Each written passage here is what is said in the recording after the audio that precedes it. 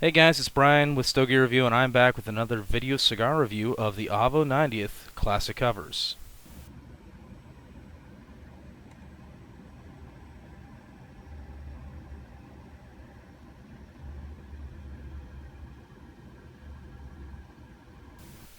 I've been a fan of the annual AVO limited edition since the 2010 edition came out. That was a real good one.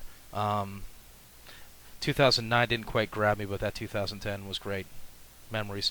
And I generally make a point to pick up a couple of these when they come out on his birthday. Though technically this year and last year actually, this cigar, this Classic Covers, is produced under the Improvisational series, and I'm kind of thinking of it still as Avo's birthday cigar because it came out on his birthday. It's not technically the case, but that's what I'm going with.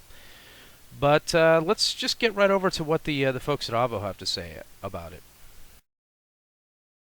The most highly anticipated AVO limited edition has arrived, a true embodiment of the jazz-loving musician and cigar impresario AVO Uvasian. The 90th Classic Covers invites aficionados around the world to celebrate 90 years with AVO. AVO XO, a blend that stands for a true mark of quality, has been covered, in quotes, with tobaccos from Ecuador and Mexico, presented in an elegant 6x54 Toro format. The 90th Classic Covers blend utilizes 6 different tobaccos spanning across 3 different countries, all working in harmony to deliver a remarkably unique and richly complex flavor profile. The filler is composed from rare Dominican tobaccos aged for 10 and 11 years, cradled by the Mexican Negro San Andreas binder leaf, and elegantly finished with a Habano 2000 Claro wrapper from Ecuador.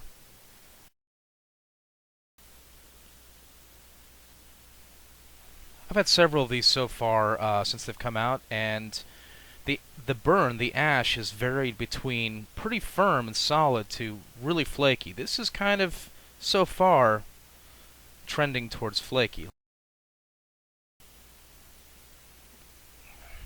So on the subject of the burn, I don't know if you'll be able to see this. I'll take a picture, but there is a crack that was already there in the towards the end of the cigar. And this isn't the first time I've seen cracking wrappers with this particular line of cigars. I smoked another one that did not have a pre-existing crack, but it formed as it burned. In that case, the draw was a little tighter than this, and the ash was a little bit more solid. So that's interesting. So I've gotten a little distracted by the burn issues, the little crack at the foot of the cigar right here, and the little flakiness of the ash. How was it tasting? That's kind of important. So it was right off the bat. It was pretty earthy, a little chocolatey, and then it was followed by a pretty standard. I got hit with that. There's that AVO flavor, a little grassiness, maybe a little funkiness to it. Just very much an AVO type of flavor. A little bit. I get a little bit of acidity in this, and I've gotten that in some of the other smokes. One more than the others, but it's a little bit like a light lemon or something like that. There's a little light sweetness. The grass, of course. A little bit of spice, woody, earth. A lot of earth, actually. A fairly earthy cigar right now. It's all right so far. Pretty good. I just started to get some notes, some really nice sweet berry-ish notes, and I've gotten that in some of the other ones. So we'll see how it goes. But the first portion of it that I've gone through so far it's been okay. It's been all right. So I'm really getting close to the band here on this one. I'm gonna have to take them off. It's burning kind of uneven, but in terms of flavor, it's kind of really hitting its stride now. It's a much more impressive cigar than it started out. It's got some caramel notes. At one point, I got like a sweet herbal combination of flavors that kind of made me think like botanical or something like that. I'm not sure exactly what that means really, but that's what it felt like. It's kind of leaving more of a. I'm not as getting as much woody now as it's more of kind of a bready, kind of a bread crust. That when one of the previous cigars I smoked for this review, kind of tasted like pretzel bread, a little spicy breadiness to it.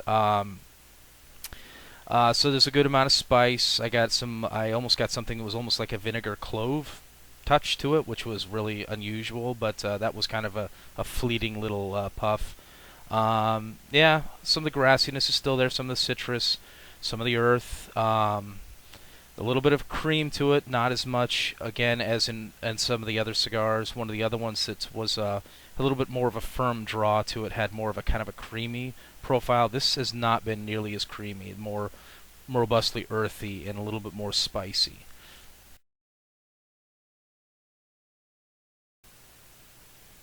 So I'm nearing the end of the AVO 90th Classic covers, and the flavor profile has taken a decided turn towards earthy minerals. Very much sweet but earthy minerals. Kind of not a flavor I'm overly fond of in cigars. It's not as bad as I've had in some. I still get a little bit of the lemony, citrusy type of thing. At one point, it seemed like a little bit like lemon pepper, a little bit of the bread, and the grass, but a lot of earth, a lot of minerals to it. The burn, the burn has been pretty good here at the end, so no real complaints there.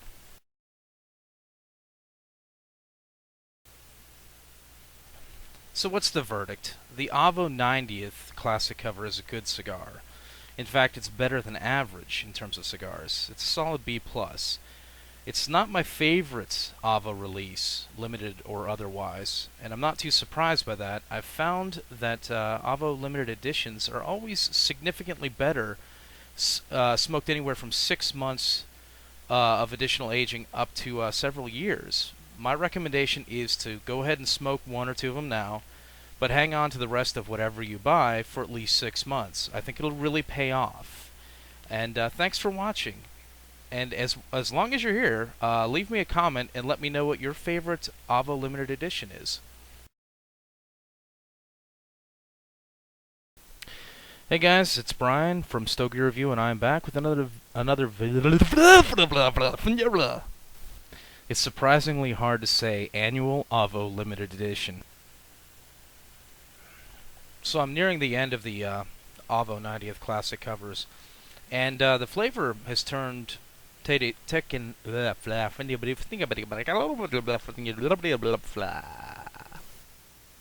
I seriously can't even talk today, and I don't even know what's wrong.